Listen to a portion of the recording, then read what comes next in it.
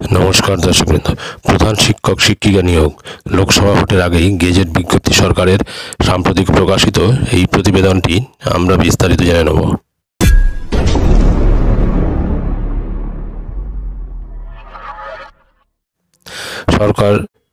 সরকার পোষিত স্কুলগুলিতে প্রধান শিক্ষক এবং শিক্ষিকা নিয়োগ করা হবে।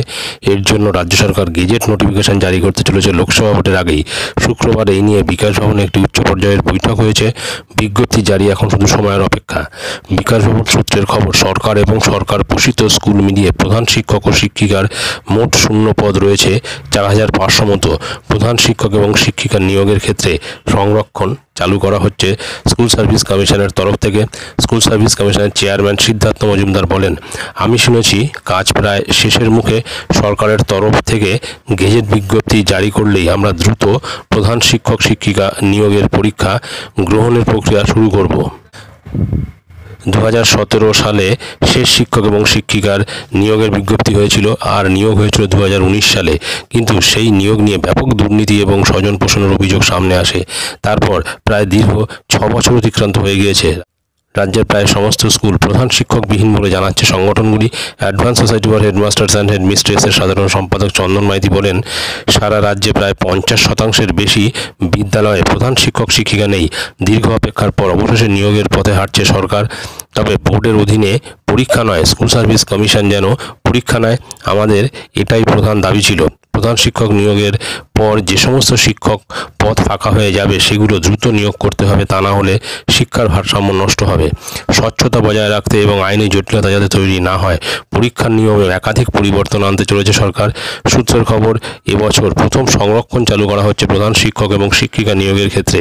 ওএমআর শিটে পরীক্ষা হবে, পরীক্ষার্থীদের উত্তরপত্রের কার্বন কপিও দেওয়া হবে।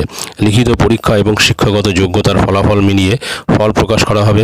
মেরিট লিস্টেও একইভাবে সেই নম্বর দেওয়া থাকবে। বঙ্গীয় শিক্ষক এবং শিক্ষাকর্মী সমিতির সাধারণ সম্পাদক স্বপন মণ্ডল বলেন যে দীর্ঘ 6 বছর হয়ে গেল প্রধান শিক্ষক শিক্ষিকার নিয়োগ থমকে রয়েছে।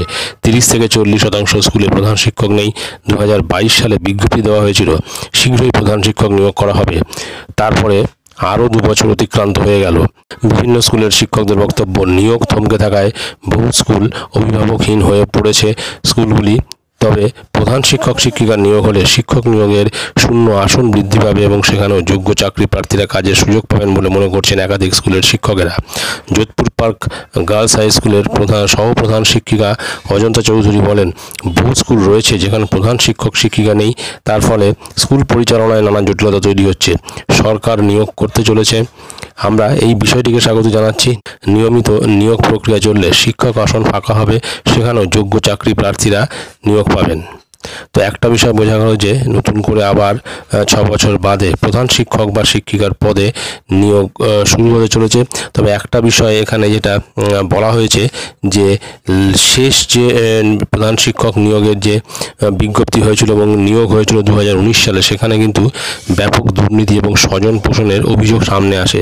কিন্তু অভিযোগটা সামনে আসলেও সেই নিয়ে কিন্তু কোনো তদন্ত সেরকমভাবে এগোয়নি, বা যারা দুর্নীতিগ্রস্তভাবে প্রধান শিক্ষক পদে নিয়োগ হয়েছেন বা প্রধান শিক্ষকের পদ নিয়েছেন, তারা কিন্তু এখনও সেই জায়গাতেই রয়েছে, তাদেরকে কিন্তু এখনও সরানো হয়নি। তো যাই হোক, আগামী যে নিয়োগ হবে সেই নিয়োগটা স্বচ্ছভাবে হবেই বলে মনে করছি। ভিডিওটি ভালো লাগলে অবশ্যই সাবস্ক্রাইব করবেন চ্যানেলটি। পরবর্তী আপডেট ভিডিও পাওয়ার জন্য ধন্যবাদ।